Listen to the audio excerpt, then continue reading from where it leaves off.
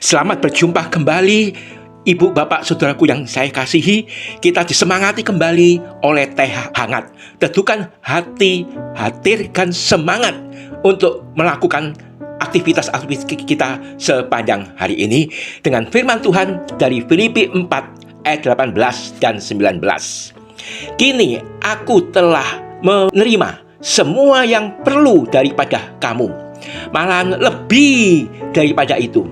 Aku berkelimpahan karena aku telah menerima kirimanmu dari Epafroditus, suatu persembahan yang harum, suatu korban yang disukai, yang berkenan kepada Allah. Allahku akan memenuhi segala keperluanmu menurut kekayaan dan kemuliaannya dalam Kristus Yesus. Godly family yang dikasihi Tuhan, pemberian yang limpah itu berapa banyak yang Anda mau berikan? Itu mengalir seharusnya dari kasih, karena sudah merasakan lebih dulu dan mengalami lebih dulu kasih pengorbanan Kristus yang menebus hidup kita, seperti yang dialami oleh jemaat Filipi. Anda dan saya juga akan melakukan jikalau kita melimpah dengan kasih di dalam Kristus, sehingga kita selalu digerakkan untuk mengucap syukur kepada Tuhan, lalu kemudian dinyatakan antara lain melalui pemberian yang limpah.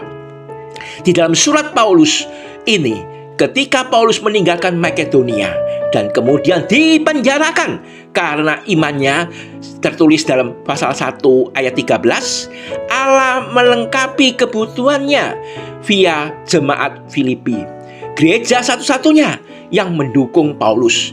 Baca Filipi 4 ayat 14 sampai 18. Dan juga memang kita tahu bahwa tidak mudah sebenarnya bagi jemaat Filipi untuk berbuat sedemikian, mendukung dan mendampingi kesukaran yang dialami oleh Paulus di penjara. Tapi bagi jemaat Filipi, itulah hak istimewa yang dilakukan, yang diterimanya untuk bekerja sama mendampingi Paulus di dalam kesesakannya di penjara dengan sukacita penuh, karena Injil, sukacita yang kekal.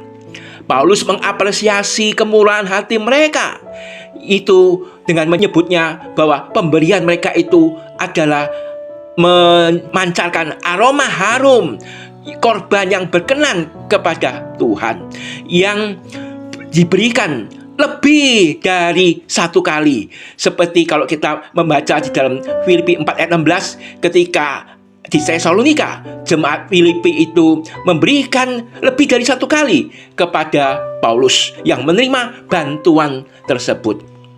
Akibatnya yang kita baca di dalam ayat 19, Paulus memberikan dan dikuatkan serta menyatakan apresiasi kepada jemaat Filipi bahwa Allah akan memenuhi segala keperluan mereka menurut kekayaan di dalam kemuliaan.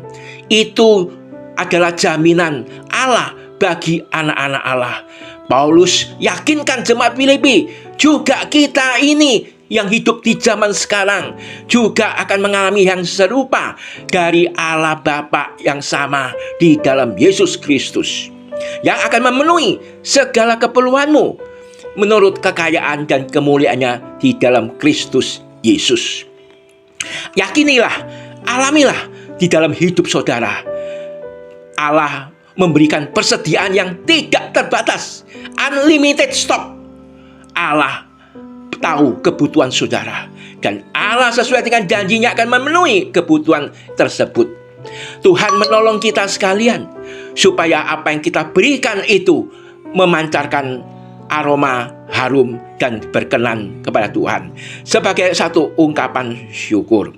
Sehingga dengan demikian kita juga menyadari bahwa Tuhan memberikan damai-Nya melebihi kekacauan yang ada di dunia ini. Tuhan memberikan keteduhan hati, emosi hidup kita, pikiran kita melampaui kegaduhan dunia yang sementara ini.